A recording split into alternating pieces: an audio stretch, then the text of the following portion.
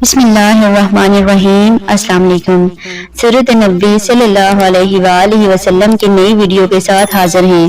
یہودیوں کے علماء نے نبی کریم صلی اللہ علیہ وآلہ وسلم کو پرکھنے کے لیے مشرکین کو 3 سوالات دیے تھے اور کہا تھا اگر محمد صلی اللہ علیہ وآلہ وسلم ان سوالات کے جوابات دے دیں تو وہ سچے ہیں، اگر نہ دے سکیں تو وہ جھوٹے ہیں۔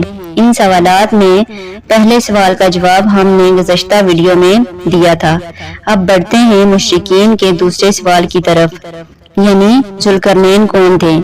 ذوالقرنین ایک نیک، خدا ترس اور زبردست بادشاہ تھا۔ انہوں نے 3 بڑی مہمات سر کی تھیں۔ پہلی مہم میں وہ اس جگہ پہنچے جہاں سورج غروب ہوتا ہے۔ یہاں انہیں ایک ایسی قوم ملی جس کے بارے میں اللہ نے انہیں اختیار دیا کہ چاہیں تو وہ اس قوم کو سزا دیں، چاہیں اس قوم سے نیک سلوک کریں۔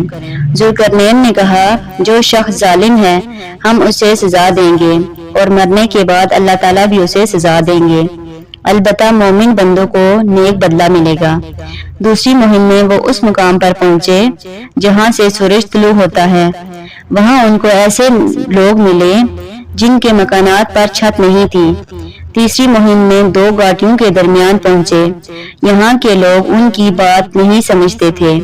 انہوں نے اشاروں میں یا ترجمان کے ذریعے یاجوج و ماجوج کی تباہ کاریوں کا شکوہ کرتے ہوئے ان سے درخواست کی کہ وہ ان کے اور یاجوج و ماجوج کے درمیان بند بنا دیں۔ ذوالقرنین نے لوہے کی چادریں منگوائیں، پھر ان سے ایک دیوار بنا دی، پھر اس میں تانبا پگھلا کر ڈالا گیا۔ اس کام کے ہونے پر ذوالقرنین نے کہا یہ اللہ کا فضل ہے، مجھ سے اتنا بڑا کام ہو گیا۔ روایات میں آتا ہے کہ قیامت کے قریب یاجوج و ماجوج اس دیوار کو توڑنے میں کامیاب ہو جائیں گے اور تباہ کاریاں کریں گے۔ ذوالقرنین کے بارے میں مختلف وضاحتیں کتابوں میں ملتی ہیں، جن میں سے کچھ دلچسپ باتیں آپ کو بتاتے ہیں۔ قرنین کے معنی 2 سمتوں کے ہیں۔ ذوالقرنین دنیا کے 2 کناروں تک پہنچے تھے، اس لیے انہیں ذوالقرنین کہا گیا تھا۔ بعض میں قرن کے معنی سینگ کے لیے ہیں، یعنی 2 سینگوں والے۔ ان کا نام سکندر تھا، لیکن یہ یونان کے سکندر نہیں جسے سکندر اعظم کہتے ہیں، وہ سکندر کافر تھا، اور یہ سکندر مسلم ولی اللہ تھے۔ حسام بن نوح علیہ السلام کی اولاد میں سے تھے۔ خضر علیہ السلام ان کی فوج کا جھنڈا اٹھانے والے تھے۔ یہاں تک تذکرہ تھا مشرکین مکہ کے دوسرے سوال کا کہ ذوالقرنین کون تھا۔ اب آپ کو تیسرے سوال کے متعلق بتاتے ہیں۔